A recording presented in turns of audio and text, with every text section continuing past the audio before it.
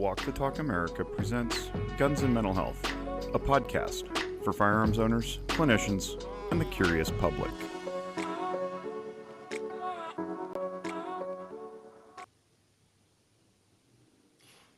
Hey everybody, welcome back to a very special episode of the Guns and Mental Health podcast put on by WTTA. Today I'm joined by my producer, Kevin Berry. How you doing, Kevin? Doing good. All right, that's good. We've been doing a lot of these lately. It's been back to back to back, but I feel like this is one of the most fascinating episodes that we're going to have in the history of this show. So I'm really excited.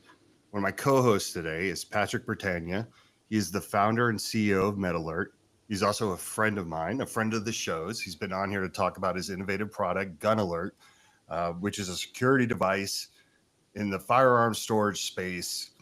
And I really feel like it's a product that ties into this story, but it's a product that all gun owners could use. So I'm excited to have you here, Patrick. How are you doing? Great, thanks. Thanks for having me. I'm excited too. I think this is going to be a fascinating conversation. I look forward to it. Okay, and before we get to Jon, who's the guest today, we're going to talk about a subject that evokes a lot of emotion in people. Doesn't matter if you're pro-gun, anti-gun. This subject is the subject that people get incensed about, and I feel like it's one of the most talked about things when it comes to firearms in general. Even though statistically, if you look, and we're not downplaying school shootings, but suicide is the true issue when it comes to a negative outcome of a firearm. We lose 74 people a day to suicide by firearm, and I truly believe that school shootings are just suicide turned outwards. And our guest today is someone that has lived this experience, who at the age of 16 in 2004 went into a school with a 12-gauge shotgun with the intention of suicide by cop. And I want to turn it over to Jon Romano, who's now made it his life's mission to discuss this issue, face the music, which is not an easy thing to do, on any platform that he can, to talk about his story, how this happened, what his thoughts were. And keep in mind, at the end of this, he doesn't need you to be a fan of his. We're gonna let the listeners make that decision themselves. But you have to understand how important it is to be able to talk to someone like Jon, because we need to learn from our mistakes as a society. And very rarely do we get a chance to talk to somebody who's come out of this horrible experience and says, I want to help others so this never happens again. But anyways, Jon, thank you for coming on this show. And I'm really interested to hear what you have to say. Yeah, thank you so much. I think you said it perfectly. I'm not here for people to be a fan of mine, but I'm here to further the discussion on how we can prevent people from doing what I did and help save lives. Yeah, so why don't we just dive in? I think all the listeners are going to have a lot of questions today, but I want to dive in. I want you to tell the story of where you were, how you got there. I think like we need to let you go, and then we'll kind of dissect and go down different alleyways and discuss everything that's related to this incident. Yeah. So when I talk about my story, I try to give it in full because, like you said, a lot of people have a lot of different questions. So I try to hit as many different topics as possible. A lot of people are curious, what was my upbringing like? What was my family life like? And I share how I came from what you would think of as a predominantly white, middle-class, white suburban area. And both of my parents, they had kids from previous relationships, but they came together, they had me. And after a couple of years, my father left. My father was a man who had his own demons, and he left when I was about 4 years old. A lot of families go through that. A lot of kids go through that. And by the way, nothing I say is to excuse or justify what I would later do, but it's again to bring a better picture together for people to understand what my life was like. So my father leaves. He doesn't want anything to do with me initially. And I dealt with that in a lot of different ways, I think even at that young age. But Then I would go on. Actually, I was about 5, 6 years old when I was groomed and sexually abused by a family member, which is unfortunately a topic that doesn't get talked about enough, especially with men and boys. And that was something that would later really hit me in so many different ways because I didn't know what it was at the time. I was being told that this is what people in love do and all those things that groomers and abusers do. And even when it stopped, I felt like I had done something wrong. And I bring that up because it's important for people to realize that so many of us who go through trauma, we think that we have done something wrong. The reality is, no, you've had something wrong done to you. And I didn't realize that. And when I was in my teenage years, I went from that kid who was pretty outgoing. I played sports. I was in little league. I tried out like soccer and a little bit of other sports, hockey and stuff. But I love playing baseball and my grades were pretty good. But you know what? When I started to hit about 12, 13 years old, that's when the red flags start to show up. That's when people start to realize that I'm kind of falling into what some might think of as just teenage angst. But I quit playing sports. My grades start to slip. You know, what people don't know is I'm starting to drink with some of my friends at 12, 13 years old, smoking cigarettes when we could get our hands on them. 13, 14, I started smoking weed for the first time. And I would also see this as I was self-medicating at the time, right? Initially, it's kind of that social hanging out with friends, having a good time. But then I start to do it a little bit on my own. And it was that numbing the pain that starts to pop up within me and not knowing how to deal with it, how to cope, or how to communicate with other people, all the different things that's going on within me. And the fear of if I truly open up to some of my friends and family about the sexual abuse or even just the suicidal thoughts, I was afraid that people would no longer want to be my friend or that my family members would no longer love me as they did.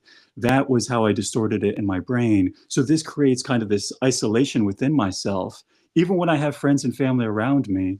But yeah, those red flags start to pop up where the grades are slipping. I'm getting into trouble. And I'm talking about the trouble I got into is mostly the quiet trouble. I skipped class, I skipped school. And because of this, because I wasn't one of the louder kids getting into trouble, I also didn't get a lot of the resources that some people do in school. And I remember I was about 15 years old when I really just felt overwhelmed one day at school, and I called home to my mom and I told her something's wrong. Like I don't feel right. I haven't felt right in a while. I can't make it through another day, you know. And I was on the verge of tears, and she did everything she could. She comes, she picks me up, she takes me to see my doctor, and he's questioning me, and he gets to the root cause or the root question, are you feeling suicidal? And I was, and I told him that. And so at this point, they make sure to get me into therapy, a psychiatrist, everything they can do. But one of the problems was I was getting help outside of school. But then when I tried to get help in school, they didn't want to do anything for me. When I was trying to get tutors, when I was trying to get a IEP, right, an individual education plan, they didn't want to help me out. They didn't want to give me those resources. And I understand that they're limited, but this created a little bit of, that was the grievance I started to have towards them. And even I tried to kill myself and ended up in a mental hospital. While I was there, again, I'm 15 years old, so it's mandated that I participate in schoolwork while I'm in the hospital. But I'm there with like 20 other kids from around my area. They all go to different schools and they're all getting their classwork sent into them. My school refused. I was only there for a little while, but my school refused. And this just kind of furthered that belief in my mind that they don't give a fuck about me. Even when I try to kill myself, they don't care. And when I got out of the hospital and went back to school and we fought for the IEP, they continued to deny me. And they said, you know what? Try homeschooling. If we're not giving you what you need, try homeschooling. And anybody who deals with those who are depressed, one of the worst things you can do is isolate them. And that's exactly what homeschooling ended up doing for me for a little while. And, I got out of that, started going back to school. But I say that to say that this is where my mindset started to be not so much the I'm angry and upset and want to end my life, but it's these people's problems. I'm doing the right thing. They're not doing the right thing. That's the mentality that I start to build upon. But I do what I can to better myself. I do what I can to talk to my therapist, although I never really dealt with some of the deeper issues. Because one of the intricacies when you're in therapy is sometimes you're even trying to impress your therapist, especially as a kid. Like, I wanted my therapist to think highly of me at times. And sometimes I was afraid to be raw and open and say those disgusting things about myself and how I felt about myself, about the abuse, of how I felt about the world. I didn't want to fully open up. So I dealt with things on a superficial level. I tell people I threw a rug on a hole in the floor. And unfortunately, things would look good from the outside. They would look like they were improving, and they were to a degree. But I was also, when people were happy about the progress that they saw, I was afraid to admit to them, you know what, I still have sleepless nights. I still have those nights where I question life, I question everything, and I'm miserable. Or with the medications I was on, I didn't know some of the side effects. I didn't know that Xanax was actually making me slightly more aggressive. It was causing me a lot of night terrors, which I'd never had before. It was, causing this whirlwind within me, but I didn't know that. And I wasn't open about it. And I wish I had been. But I say all this to say that from the outside, I do appear to be doing a little bit better. And I do even start talking with my therapist about dropping out of high school and starting up in the community college for my GED. I could take college courses, get college credits, and get my GED all in the same time. So I start working towards that. But you know, I have friends in high school, right? I was a social guy. I dated, but when I went into the college, now I'm 16, whereas everybody else there is 18, 19 or older. And it might not seem like much, but I remember at that age, it seemed like such a huge gap. And I felt like I was, again, socially isolated and didn't have those connections with people that I usually did on a day-to-day basis. But so the way that the gun comes into play, right, is my brother, who had been doing tours in Iraq and Afghanistan, he's getting out of the military and he starts talking about he wants to hang out, he wants to go hunt, and he wants to do all that with me. And yeah, my mom is against it at first, but I talk with my therapist about it. My therapist tells my mom, you have your son back, right? Because his standpoint is he sees me talking about all these superficial things and doing a bit better and making plans for the future. And he tells her that you have your son back. So now my mom believes I don't have to worry about him. I don't have to think about he might hurt himself. I don't have to feel like I might come home someday and find him dead at home, which I didn't know at the time, but she had been afraid of that for a while. But the therapist says these magic words, and my psychiatrist tells her the same thing. So my mom starts talking with coworkers about hunting and guns, and she even goes to the local police department and asks them about what kind of laws or regulations are there in the area. What should I know? I have a 16-year-old. I haven't had a gun in the house in a while. What should I know? And they basically tell her, just keep it locked up. That's all you got to know. Anything else you can talk with the gun store owners. So she goes over to the gun store. They're going out of business. So she ends up kind of reaching out to me and saying, hey, maybe we should get one, this weekend, take advantage of this going out of business sale. And that's what we end up doing. I literally remember being at the gun store, having a conversation with the guys there. And in my mind, I'm all legit. Like, I'm thinking about nothing but hunting and just having a good time. My mom wants a shotgun because she wants to be able to protect herself. She wants to be able to go skeet shooting. And she figures I can use it with my brother for hunting. So that's what we end up doing. And she gets a trigger lock for it and has it, locked up. But as a kid, I snoop and I find out where she has the key. So again, no big deal in my mind. But as I start to kind of like show off pictures, and this is early 2000s before social media, but still, like, I managed to take some pictures on digital camera, send it to a couple of friends through email and AOL Instant Messenger. And friends and family start to be concerned for me, right? Because they're still worried about me.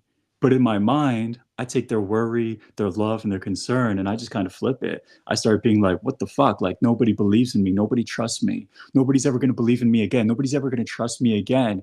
And I quickly I fall into that downward spiral motion. And now here I am, where I'm just like, you know what? I'm tired. I tried to do the right thing. It didn't work. Fuck it. I want to die. And then I just quickly goes to, I also want other people to feel my pain. I want them to see me. I don't want them to be able to ignore me like they did before. I want to force them to see me, to hear me, and I want them to feel my pain forever. And I hate myself for thinking that way, but that's the way I was thinking. I didn't want to take responsibility. I didn't want to, I could have reached out and told my therapist, you know what, I'm fucked up right now. I'm really in a lot of pain. But instead, I just said, I don't want to even try anymore. Why bother?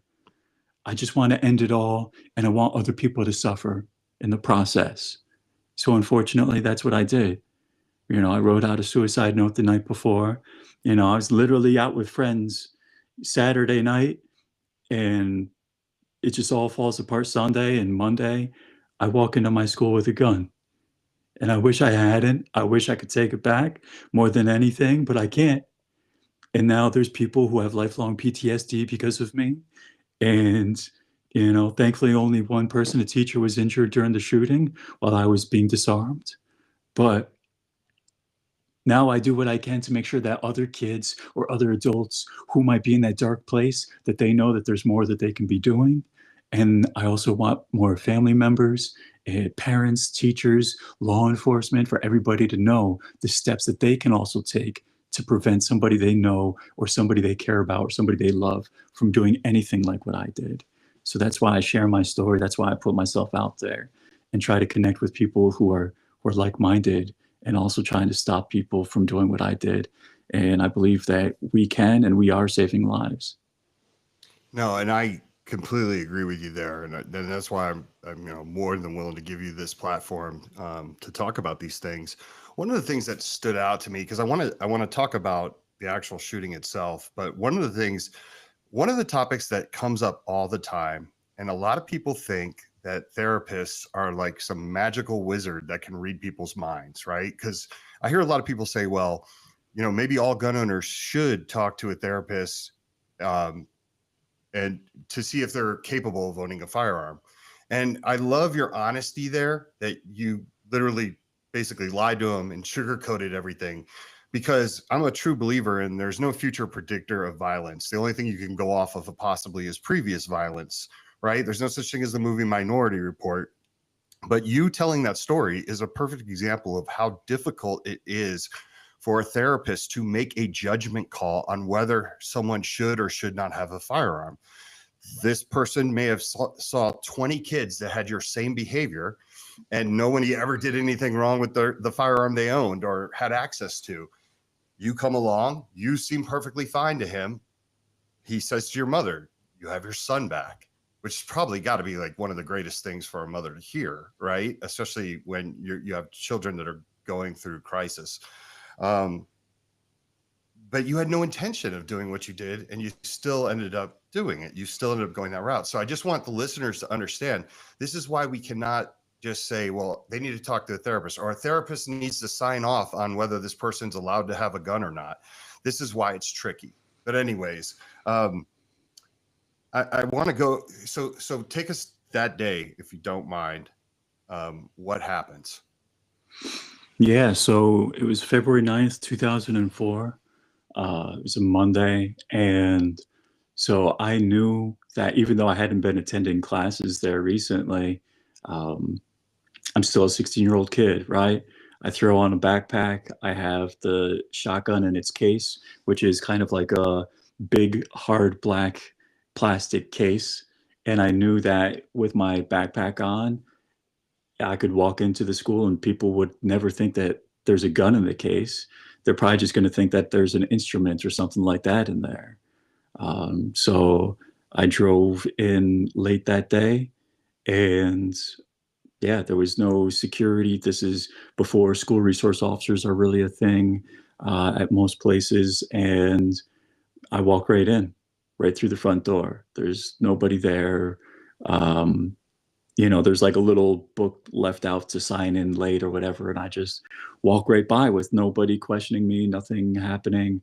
And I end up going up into a second floor bathroom. And at this point also, I'm, I sit down in a stall, I take the gun out, but also at this point, it's like all the thoughts, what I thought would be happening becomes reality, and I start to freak out.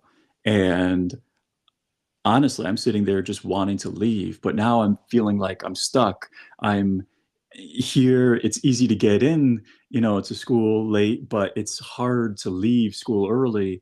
And so I try calling one of my friends. I try calling and texting a couple of people, but honestly, I'm calling like friends who are in class. And this is before there was a lot of texting in classes in the early 2000s. And I could have called my mom. I could have called my therapist. I could have called 911. But instead, I just sat there. And after a while, I felt like this is the point of no return, right? And I have to go through with it. That's what I started telling myself. This is it. I have to go through with it. Why go home? Nothing will change. If I go home now, my life will just continue to be miserable and pointless. And I also always want people to know it's never too late. But that's what I kept telling myself. So yeah, I was sitting there for probably at least a half hour, if not longer. I hear the bell goes off, classes are emptying out, and I'm literally sitting there in the stall when there's students coming into the bathroom to do, use the bathroom between classes. But I'm just sitting there, and they don't even know that I'm right there. But I wait, after a few minutes, bathroom empties out, hallway empties out, next class begins, bell rings. And now I'm thinking that this is it, it's time. And I come out of the bathroom stall. And as I'm like leaving the bathroom, there's kind of one of those privacy hallways that's only a few feet long. And as I'm literally, entering into that, about to leave the bathroom, a student comes around the corner and he starts to enter in, and he freezes in front of me because, what kid thinks that they're about to see somebody standing in front of them with a 12-gauge shotgun? And it's down at my hip. And honestly, it was, I was walking with it aimed forward. So now it's pointed right at him. And he freezes in front of me and he literally says, "This can't be real." And he would turn around and run away. And I would just slowly walk out and come around the corner. And now I see he's not there, but now I see down at the other end of the hallways, 30, 40 feet away, there's two other students. They're coming around the corner. And again, who expects to see somebody with a gun at the end of their hallway? And one of them, he even yells out, "Oh shit." And I remember that clearly because there's a teacher, there's like 5 or 6 classrooms in this hallway, but they don't see me. They don't know what's going on. And so this teacher hearing a student in the hallway screaming out, "Oh shit." I remember hearing her saying, watch your mouth or watch your language. And that's when I pulled the trigger. I had aimed up and away. It went into the ceiling mostly and scared them away. That's what I wanted to do. I wanted to terrorize, to traumatize. And now I'm walking but your around. intention was not to kill. No, because, and also I had 7.5 bird shot, right? So I wasn't going in there with some serious buckshot. I know that I'm loaded up basically to end my own life or to make a lot of noise without a lot of as much danger as if I went in there with some serious buckshot. But yeah, so I aim away. The police showed later on I shot away from them into the ceiling tiles and everything. But still, they don't know that. In the moment, all they see is somebody standing there with the shotgun pointed, what feels like at them, and firing, 2 rounds. And they turn and they run. And now I'm just walking around. And I tell this when we're talking about school security. My intent wasn't to like go running into classrooms or anything, but as I'm walking around the hallways now, like the doors are closed. I'm not even trying to open them up, but there was this one doorway that was wide open, and I don't know why, but it just drew me to it. And I went and I walked over, and I'm now standing in this doorway, standing in this classroom, and I'm seeing everybody hiding from me beneath their desks. I see the teacher at the front of the classroom, and she's underneath the table, and she just looks at me and she locks eyes with me, and she just cries out, "Oh Lord." And, you know, I'm every teacher's worst nightmare come to reality, right? You know, and there's even a student in there. She pops her head up above her desk because just a couple nights before I was hanging out with her and like 10 other friends. You know, she wasn't really a friend, but she's just kind of like sees me. She's just full of terror, but full of confusion. And I just turn around, I walk out. And now I'm ready. Now I'm figuring it's just a matter of moments before the police show up. And I know, you know, I'm about to die. And so I'm walking down the hall, just waiting for that, just figuring where can I make my last stand. But what I don't know is that there was a vice principal who, you know, hearing the gunshots, he didn't know what they was, but he comes to investigate thinking some kid's setting off some firecrackers or something. And he sees me walking away from him. And he bravely comes running up behind me, reaches around me, and he's grabbing at the gun. You know, he's got the barrel in one hand, the stock in the other hand, kind of like squeezing me in between, you know, the gun and himself. And I start to try to like shake him off me. I'm trying to get control of the gun, but sadly also my finger's on the trigger. So as I start to like shake back and forth, the gun goes off. And now I didn't know, but there was a teacher coming up behind us to help disarm me, and he gets hit in the shin. And I wouldn't find out until later on that I shot somebody. But, you know, so again, I'm still just like thinking about this guy on me and trying to get control of the gun. And when I couldn't, I let go of the gun eventually, and I just raised my arms up and I said, fine, I give up.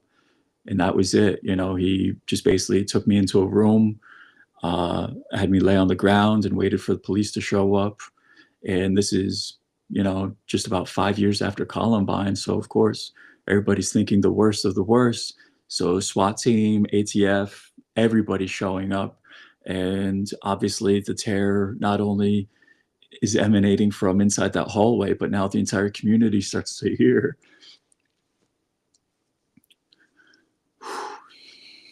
And so everybody starts thinking worst case scenario.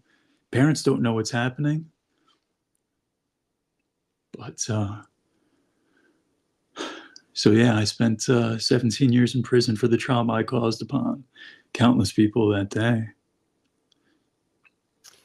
Yeah, man, that is, you're right. It's everybody's worst nightmare, including your own, right? Like when you're in it real time and, you know, you're waiting to die at that point. You know, you're on your journey, and I don't want to downplay the ammunition you use, because I had a family member that was in a bank one time and it got robbed, and he had a heart attack. Yeah. You know, so it's just like you know, I know you wanted to cause trauma at that moment. Right. I can see you deeply regret it. Yeah. But yeah, I mean, there's so much damage that can be done just from showing up to a school with a gun, even if you 100%. Never discharge it, right? Yeah. No, I apologize. I wasn't trying to downplay it, but no. I don't think you were. I'm just trying to make the listeners understand. I don't want anyone to roll their eyes. Oh yeah, he wasn't killing anybody. It doesn't take away from Like, I don't think you were doing that, sir. So don't feel that way. I just want people to know, like, yeah, this is everybody's worst nightmare come true, right? Including yours, right? Yeah,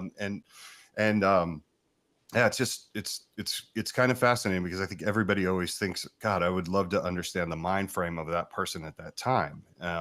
Once again, I always say that it's suicide turned outwards. It 100% is, because any mass shooting, wherever it takes place, is an act of murder suicide. You know, unfortunately, it's, you know, too often murdering of several people. But it is an act of murder suicide, and that's why I'm a big believer that suicide prevention is also homicide prevention. Most people who are suicidal will never think about hurting another individual, but so many people who are homicidal, they don't care about their own life. They don't care whether they live or die in that moment. They don't care if they spend forever in prison in that moment. That's why if we get at that, that root feeling of, I don't care about my own life, we can also help protect the lives of others as well. Yeah, and one of the reasons why I wanted Patrick on this show, because I think I look at listening to your story, and it kind of reminds me of like the Kevin Hines story. Like Kevin Hines, I don't know if you know this, but he works in the suicide prevention space. He's the guy who jumped off the Golden Gate Bridge. Oh yeah, yeah, and if you listen to his story, he says he made a pact with himself that day. He said, I'm going to take the bus out to the Golden Gate Bridge. If one person asks me, are you okay? Or how are you doing? I'm not going to jump. And he managed to like take 2 different buses and no one did. And as a matter of fact, like he was out of it. So like people were yelling at him or, be like, hey buddy, you're going to get off the bus, right? And not that it's anybody's fault. Like we all got to live lives. But what that story taught me was don't underestimate the power of when you see somebody and they don't look okay, just being like, you good, man? Right. And it sounds like, even though you had a gun, but it sounds like you were begging for somebody to sympathize with you, or at least be like, you all right? Like maybe that could have snapped you out of your trance. That's what you were looking for when you were texting your friends, right? Is someone to come with maybe a really cool message to be like, hey, John, are you good? Or whatever. And Patrick and I discuss this a lot because Patrick has and I know this seems like a shameless plug for you, Patrick, but as soon as I knew John was coming on, I thought about Gun Alert, right? And I thought about what would have happened if his mom could have at least called him when the gun was moved. John, would that have made a difference? Like if your mom would have called and said, hey, John, like I see you move the gun, whether you knew it or not, right? Like maybe she had the gun alert somehow on the safe or the locking device to where you didn't even know that triggered a warning to her, but just a call to hear a voice, would that have helped? Yeah, definitely. As horrible of an act that I committed that day, and I know that affected my mom, just like it affected so many other people in different ways. But yeah, no, I definitely loved my mom, and I think that little bit of connection, because she had called me that morning actually when I was at home still.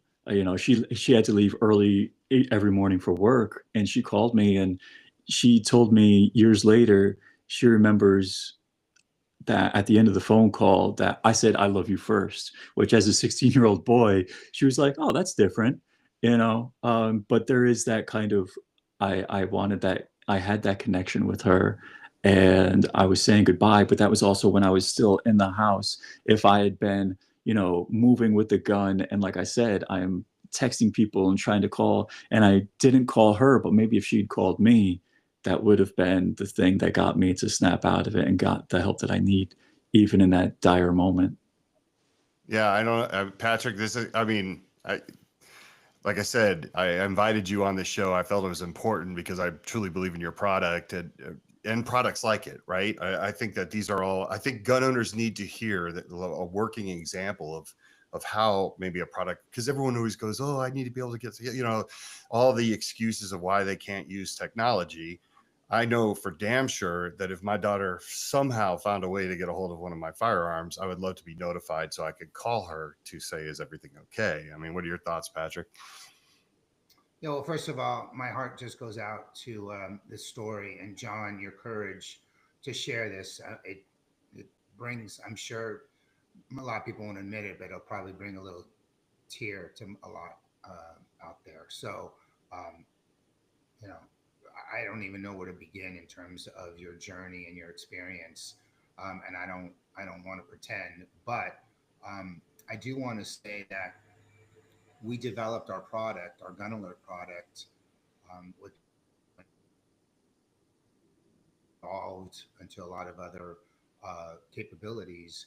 But originally, it was why are there so many troubled youths that feel no way out? And if their parents or their loved ones would just know that they're touching the gun, playing with the gun, like you said, kids are curious, and parents thinking that they can hide a gun in a closet or even put a trigger lock on there kids are going to figure out how to find the lock, how to find the gun, how to break the lock, find the key.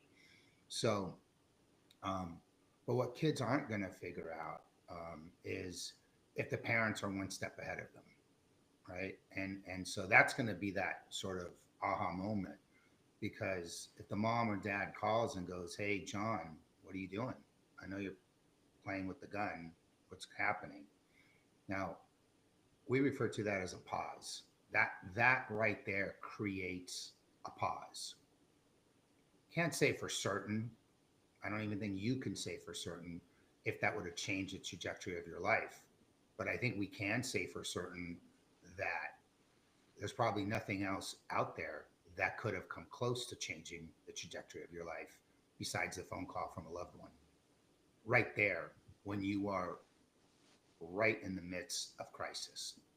And so, whether that applies to troubled youths or veterans that have come home from theater, or anybody, a businessman that lost his business, it doesn't matter. When you're in a troubled spot, I think we can all agree that having someone that cares about you, a wife, a spouse, a sibling, just call, reach out, and say, "Hey, what's going on? How are you doing? What can I do to help?"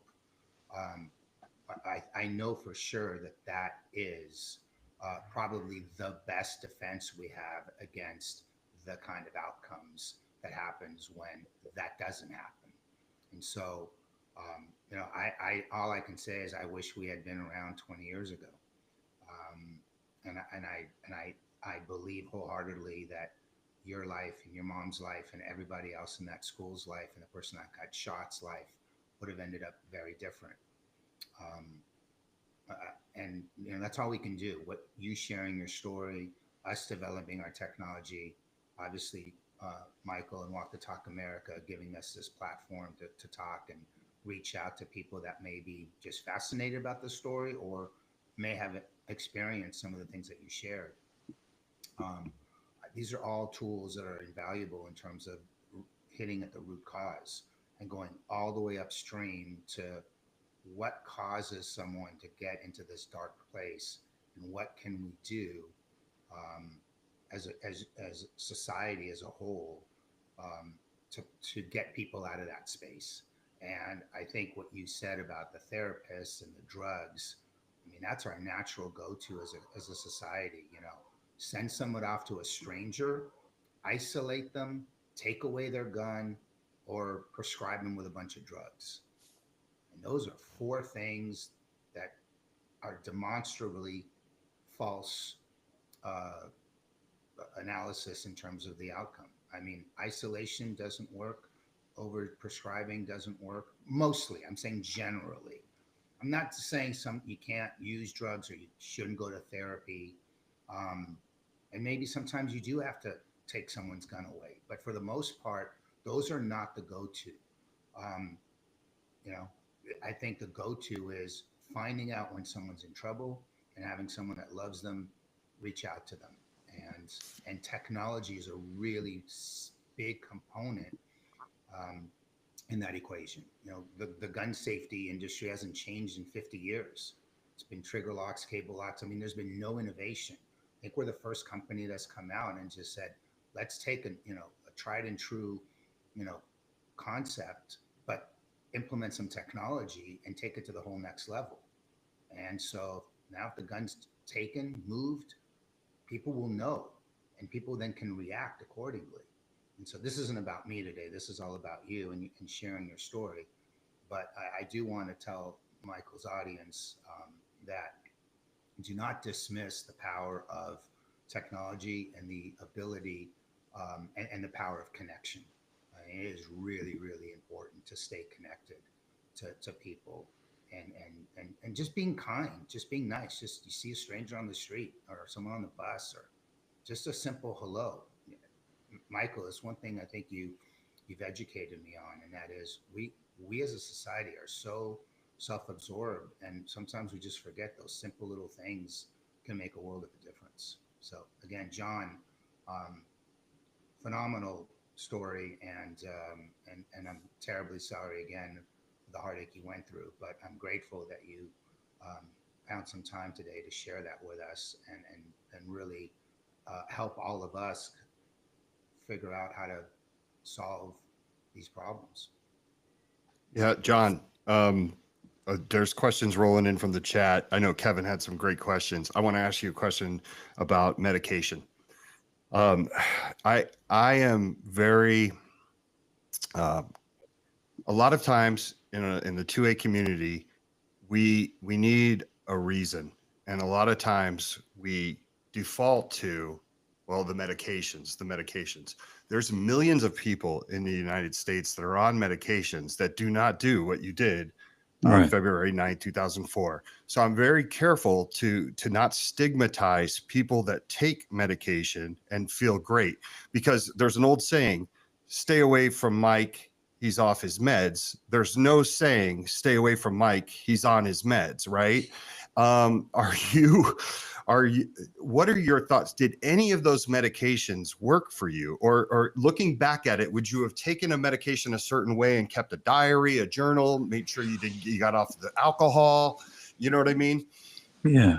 Yeah. I think that's a great question because I think medication does help a lot of people. However, I think that there needs to be more open dialogue with whether it's your doctor or even just with yourself. Like you said, maybe keeping a diary to kind of see the journey of when you first start a medication or when your dosage increases or decreases. Because I've learned years later that when you're introduced to a new medication or the dosage changes, that can be a very critical moment in your mental well-being. But yeah, I think that if it had been more, if I had had more education myself, or if even my family talks about, if they had had more education about what these medications can and cannot do and what some side effects may be for a very small percentage of people, right? Millions might take the medication and be doing great, but then you're going to have that handful of people who it kind of helps push over the edge a little bit, right? And again, I'm not blaming what I did on the medication, but I just wish that I'd been better educated on it myself and that there had been more of an open dialogue with everybody about what these medications can and cannot do, and also the crossing medications, because I ended up on, first antidepressants and then, oh, it's kind of causing a little bit of anxiety. My anxiety's going up. Here's something for the anxiety. Oh, you're having trouble sleeping. Next thing you know, I'm on 3 or 4 different medications, and we don't always know how they are going to interact with one another, especially with different individuals, especially with juveniles, because most of these medications have not been tried out on juveniles because of, all the different ethics questions with trials for new meds. But again, I don't want to stigmatize anybody who's on medication. I just ask that you please make sure to educate yourself, have that open dialogue with your therapist, with your psychiatrist, and, keep that open dialogue even with yourself. When you're not feeling right or whatever, document it. And if you keep seeing that pattern, be sure to bring it up to your doctor, and maybe they can adjust your medication or see what else can help you out. Yeah, and to piggyback on that, like, let's not take medication and go out and binge drinking with our buddies on the weekend, right? Like, this is a serious time where we have to pay attention to this neighborhood up here. Mm-hmm. And, alcohol and drugs while you're taking SSRIs are not a good combination. I have a lot of friends that are like, oh, I'm on this Prozac, and they're sitting there with a vodka soda, like this isn't helping. Right. Right. So I love that you said that. Like I said, I think it's a nuanced conversation. We have to have the conversation. Clovertack in the chat asked, he was curious, and I think we touched on this a little bit, but growing up, did you have any experience with firearms? I know when you really kicked in is when your mother bought you the firearm, but did you have any experience with the shooting sports, whether it was hunting or firearms before that moment? Yeah, so I'd been to a shooting range a couple of times with my older brothers when I was a little bit younger, mostly because it was once I was kind of like of age, 13, 14, and my brothers were like 8, 9 years older than me. That's when they were able to start taking me, and my mom was okay with it at that time. I'd never been hunting before. I'm not going to sit here and tell you that I had a lot of education or training, but I had used firearms a few times before, yeah.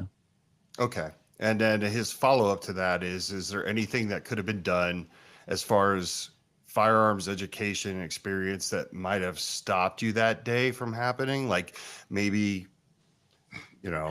Yeah, I mean, maybe as far as firearms education, I'm not sure, but I think that exactly what you guys are doing is important, is to have the gun culture embrace mental health culture as well, and to have that conversation of, even at the, let's say at the store, at the gun store, right? Even if that had been a conversation with the guys selling the guns, right?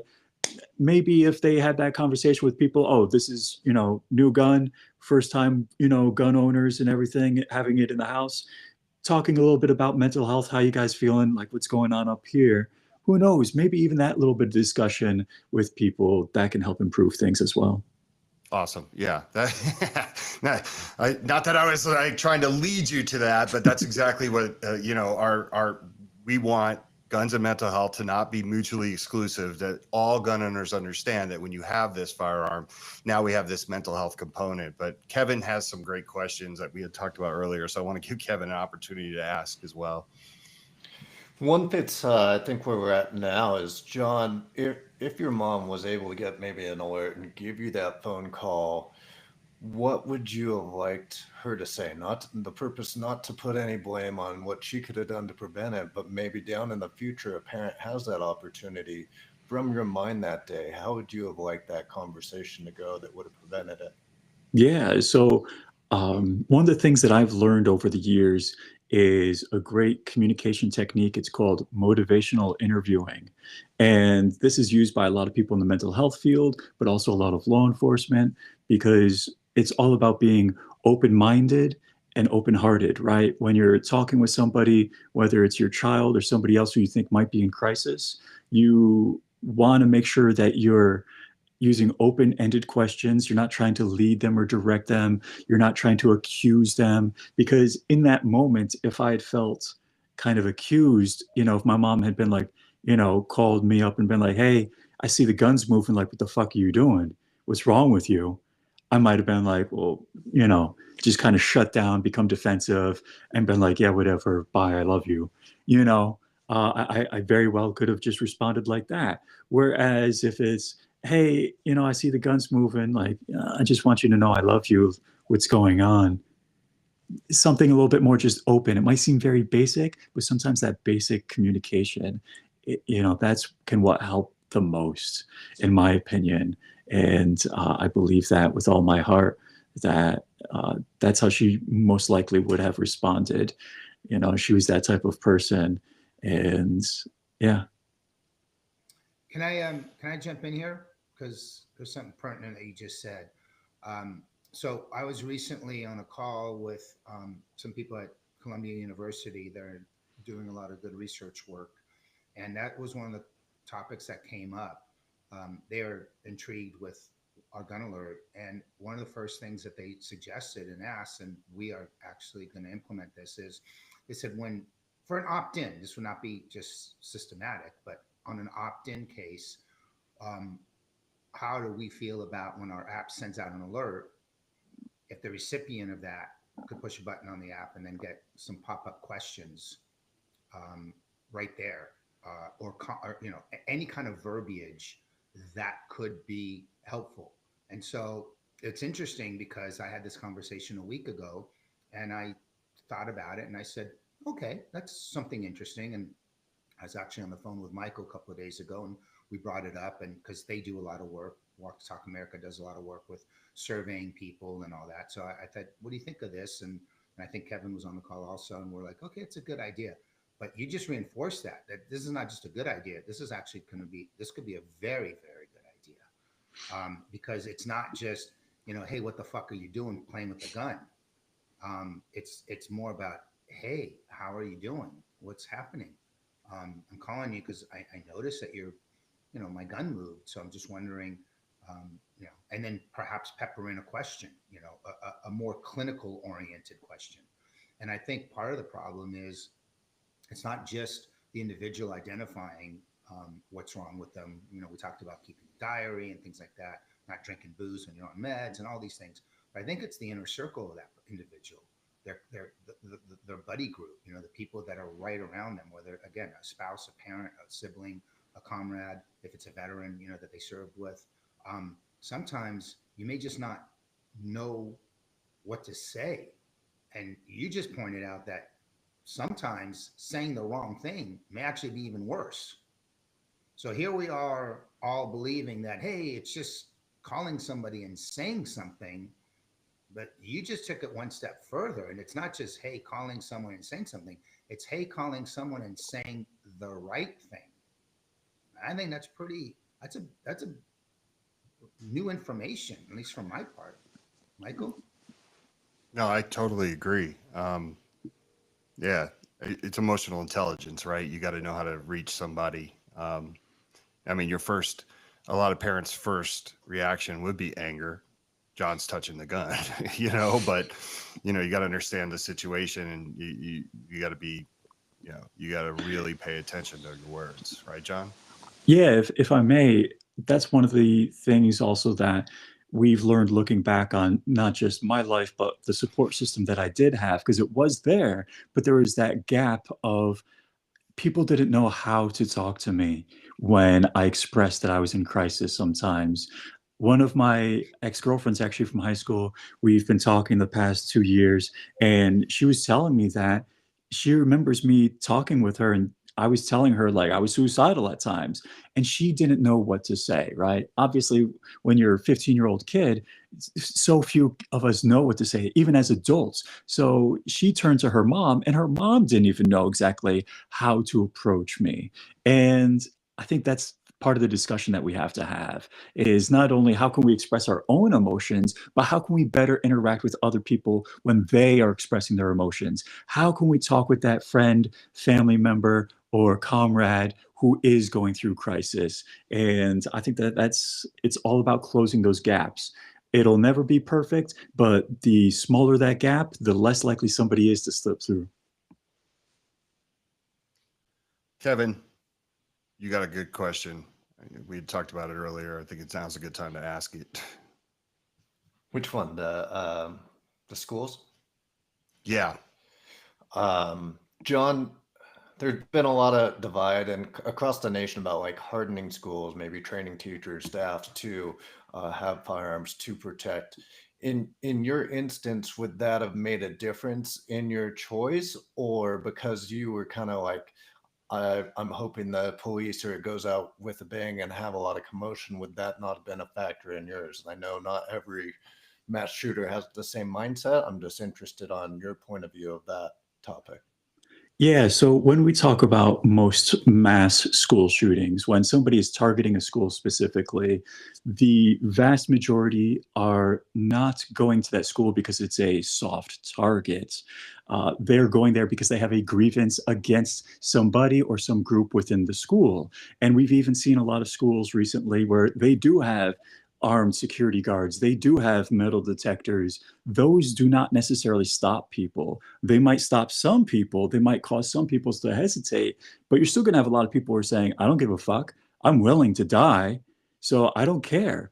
And my personal opinion is, if a teacher wants to arm themselves, that is something that needs to be held very delicately, because then there's a lot of questions to be had about, like you said, training or even insurance, or if there is a shooting, they don't do anything, how did they get treated afterwards? But would arming teachers stop me? No. Would it stop the vast majority? In my belief, no.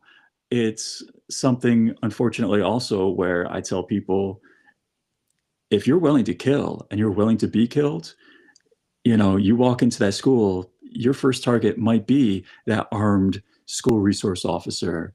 You might just want to clear him out, or even if you just want to sneak into, most mass school shootings aren't happening from classroom to classroom, from area to area. The shooter goes into one classroom and is then able to kill a bunch of people in that one classroom. So if they go into a school and they know that some of the teachers are armed, they might go into a classroom and the teacher's the first one to go. And now you've got all the students there and they lock and they barricade that door.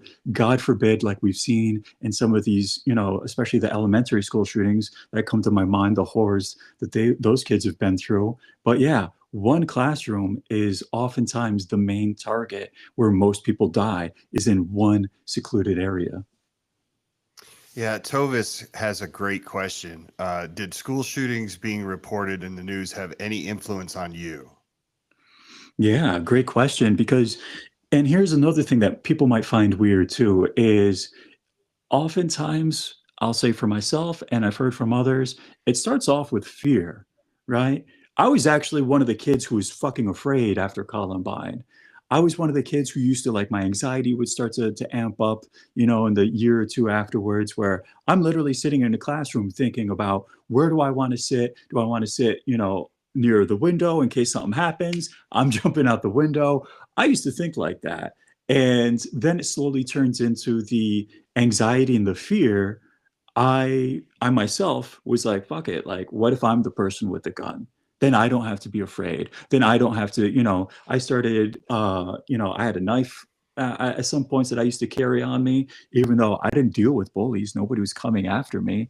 But I will say that it's one of those escalation issues when you constantly see it being reported and talked about, which it should be talked about, but then it creates the, oh shit, well, what do I got to do to protect myself? And it can be done in a healthy way for some people, but for me, that fear and anxiety turned into me becoming the monster I was afraid of in the first place. Yeah, I want to take, but let's go now. They've captured you. You're the first night you're in prison. Okay. Like that door slams and you realize, like, my life has changed forever. Um, how do you pick up the pieces? Like, how do you go, I want to do my time and spend the next 16, whatever, 15 years here.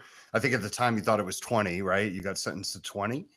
Yeah. Um, how do you come back from that? Like, how does your mind frame change? Like, what causes that? Where do you say, like, I'm going to go out and I'm going to talk to people and share my story, even if they hate me just because of what I did?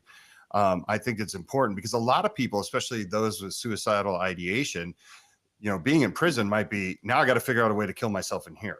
Right. Yeah. For a long time, I was numb. I didn't want to face what I had done. I couldn't handle, I don't think, what I had done. And I was still kind of in that numb mind space. But eventually, with my support system of, family who stuck by me, friends who would write to me and even visit me, and even community members who reached out to me, eventually that wall of defensiveness came down and I was able to face what I did and to fully open up and to talk about these things with family, friends, and even in therapy in prison. But I'll tell you, this is how I then turned outward and wanting to help other people was twofold. First, while I was in prison, a lot of my friends were either in addiction or recovery. And I even went to 12-step and AA meetings to support some of my friends who needed it. And I saw this whole each one teach one, and I thought it was wonderful. And I was like, oh man, like I want to be able to help people. I'm not an addict though, like maybe I can still help. And I remember having friends of mine who were like, you can definitely help a lot of people just because you went down a different dark path. There's a lot of other kids and adults who are currently going down that same dark path. And so it was a lot of my friends in AA and NA who were telling me, like, you need to share your story because you can be the one who helps them who are currently in that same dark space that you were in. And then when I came home, like I was still kind of up in the air, like I wanted to change my name and disappear, right? But you know, I've been home for a few months when a local school resource officer reached out to me, and he wanted to see if I would be willing to help him out. And we had a great conversation, continued to talk a bit, and yeah, I got invited to speak at a conference for school safety in my area. And I ended up presenting in front of like 300 school resource officers, school officials, and that kind of just started my trajectory because there was people there who were invited. They had been survivors or they had kids who were in Sandy Hook or they were survivors from other mass shootings around the country. And I was terrified. Like, I didn't know what it would be like for them to see me or to hear my story. And I was able to have a conversation with a couple of them who were like, you know what? We need everybody at the table that we can. And your perspective is obviously one we don't hear from often. And they were like, we come from different sides of this argument, but at the same time, we have the same goal, which is to stop people from doing this. And, I've been lucky enough to have people who are open-minded enough to reach out to me and to talk to me. And I'm doing my best, like I said, to prevent people from doing what I did. Yeah, that's it's a fascinating discussion because, like you said, you usually don't get an opportunity to interview somebody that's had these thoughts. People may have had these thoughts. Most people don't act on them, right? And that's the difference, is to moving forward and putting it in motion. Um, it's an interesting mind frame, but and honestly, every part of your story could be its own podcast. Like, we have to have you on again to break down just certain things, because I know, like, it's a lot to try to unpack in like an hour and a half, and I think that you could give good insight. Because even up until yesterday, I sort of had this belief that if a school was fortified and they knew, I was talking to Kevin about it, and I'm like, if someone knows that that's a place you can go to that's a soft target, and then you realize it's not a soft target. I never thought about it from the standpoint of a grievance, right? Like, there is an issue that person has with the school. They're not usually not picking out random schools. Although I think it's nuanced, right? There's probably some people that would pick a certain type of school because the impact of what they are going to do is be way more horrific, right? Like in Uvalde, right? As opposed to like Columbine, which the kids at Columbine actually had issues with bullying and things like that. It's interesting to say that you didn't have the bullying experience. Yeah. So one of the things that I've had a lot of people talk to me about is actually like, so I didn't have the bullying as you would think of with other students and problems, but it was more of the administration that neglected some of the things that I was going through, and just them brushing me aside is its own form of harassment. And yeah, again, not to blame them for what I did, but another aspect that law enforcement talks about is don't be the grievance, right? The pathway to violence begins with a grievance. And yeah, we never want to put the blame on, those who are victimized and survive horrible tragedies, but it's also, what can we do to better help somebody and have a more welcoming environment? And if somebody is having problems, how can we better work with those problems so the grievance doesn't turn into a violent ideation where they want to do something to hurt somebody or kill somebody? It's all about how can we focus on that grievance, whether it's preventing it from happening in the first place or having some type of discussion where the grievance can be buried. Yeah.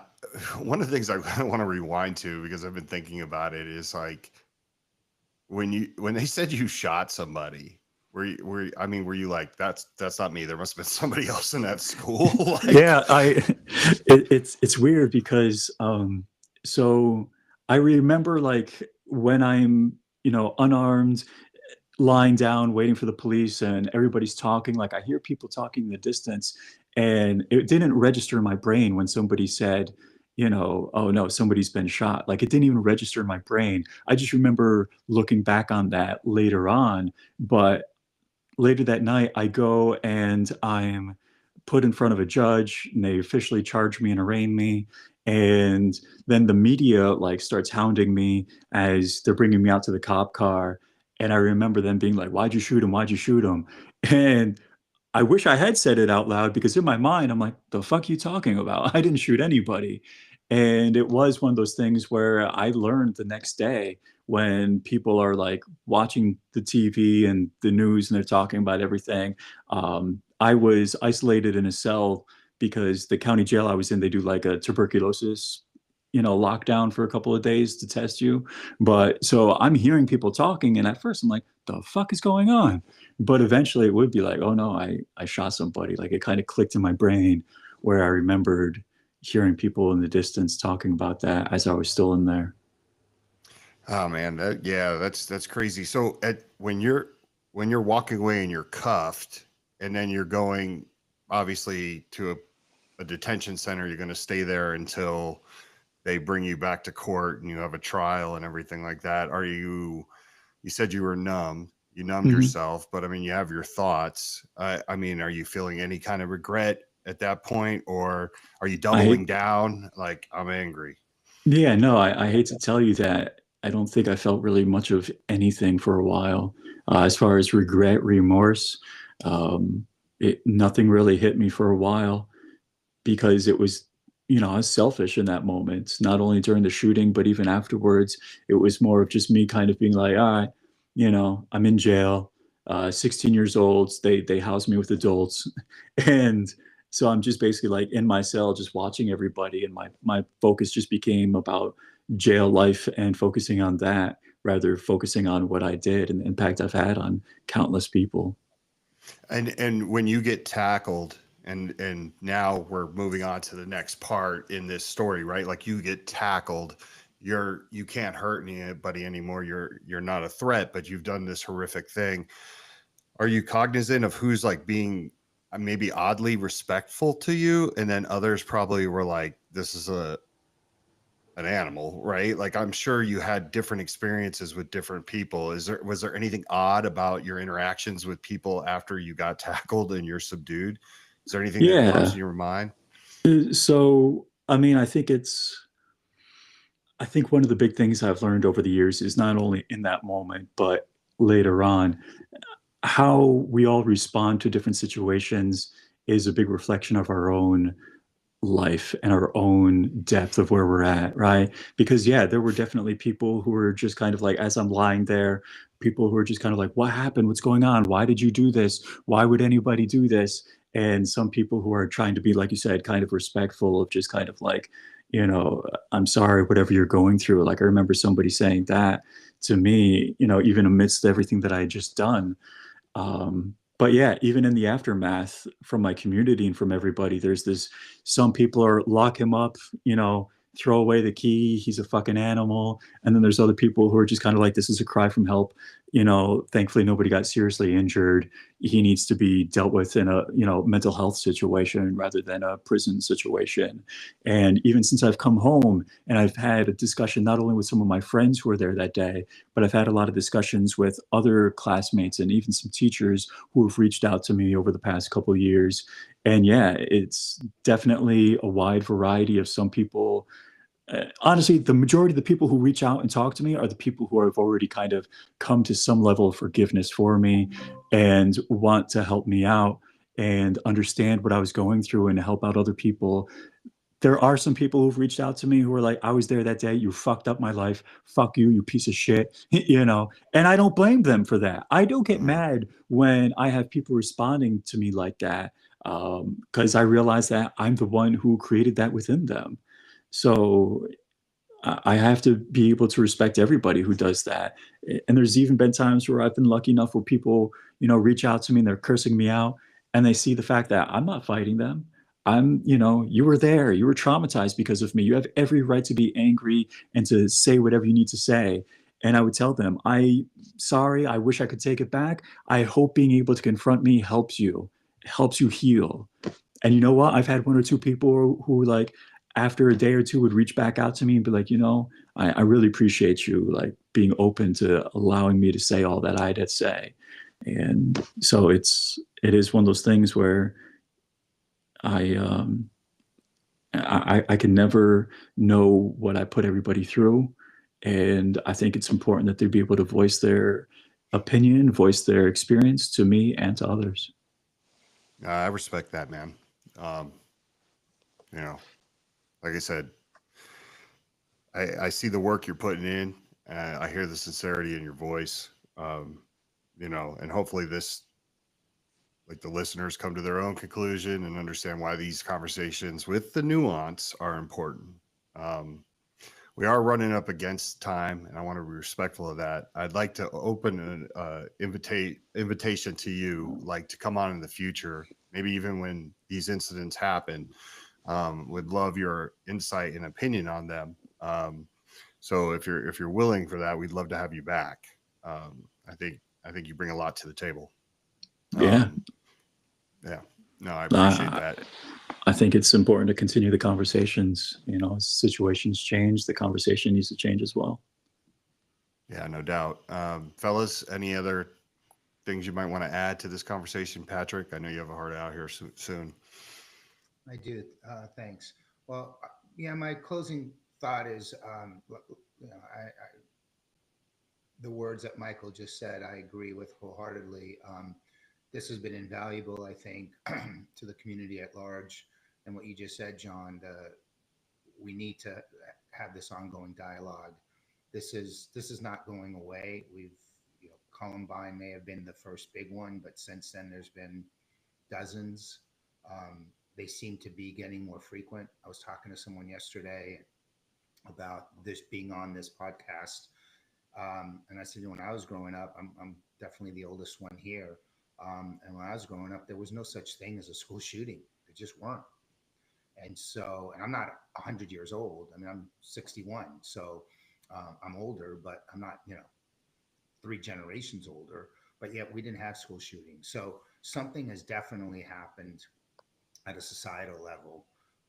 And I think that we've tried for the last 15, 20 years to root it out at a microscopic level. We're being very myopic. Take guns away, prescribe drugs. I'm very anti just prescribe drugs for every solution. In my own personal life, whatever health challenges I've ever had, I fight hard with my doctors and say, really, this is it. There's nothing else. There's nothing homeopathic. There's nothing that I can do lifestyle wise. I mean, I'm really a big advocate. And when there's nothing else, then I go for the drugs. And then, like Michael said, I'm cognizant of now I'm taking this new drug. I got to be mindful to not mix it with other things in my lifestyle. And they may not be drugs per se, or alcohol. I mean, just chemicals are chemicals. You put 2 chemicals together, you're going to get a different reaction. So I think we've got to really address this conversation, keep it going. Like Michael said, we have to keep it going. Unfortunately, I pray there's never a shooting ever again in school, but we know there will be. I know we're dedicated as a company to provide technology and tools and conversations to help this, to reach this as upstream as we can. I mean, the root remedy is to get to people like you, or that are in a state like you were in, and try to do everything possible to get them out of that state. That's the answer. You enlightened me again. I mean, I learned so much today, and again, I want to thank you. I was a proponent of arming school teachers. I've had multiple conversations and almost arguments, compelling arguments, friendly arguments, but I really thought that's the answer. But you just shed some light, and now I'm having to rethink that. I'm having to rethink that position, because it's not a one size fits all approach, and therefore there shouldn't be a one size fits all solution.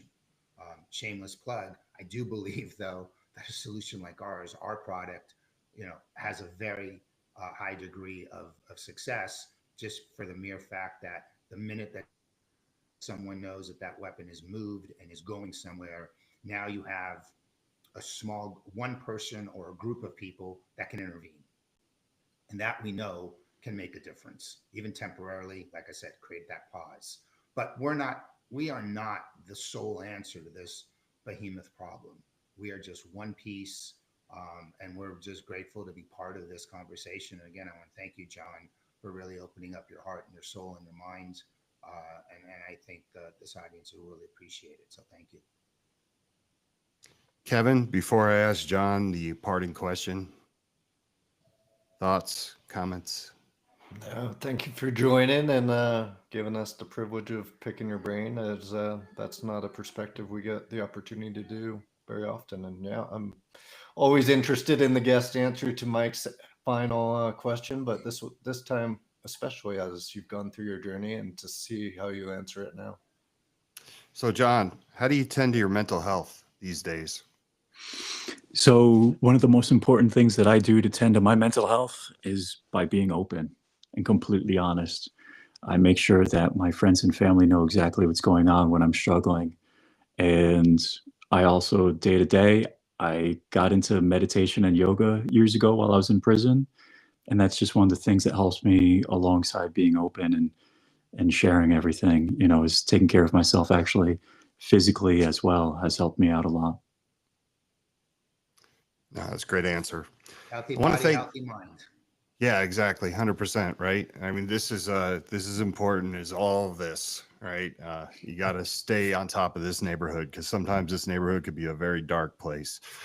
But I want to thank everybody for tuning in to this special episode today. I want to thank all of our sponsors that make it possible, the Rugers, the Arms Corps, NASGW, Davidson's, Lipsy's, everybody that contributes to making these types of conversations happen.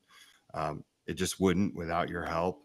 And until next time, we wish you better mental wellness, and we'll see you soon.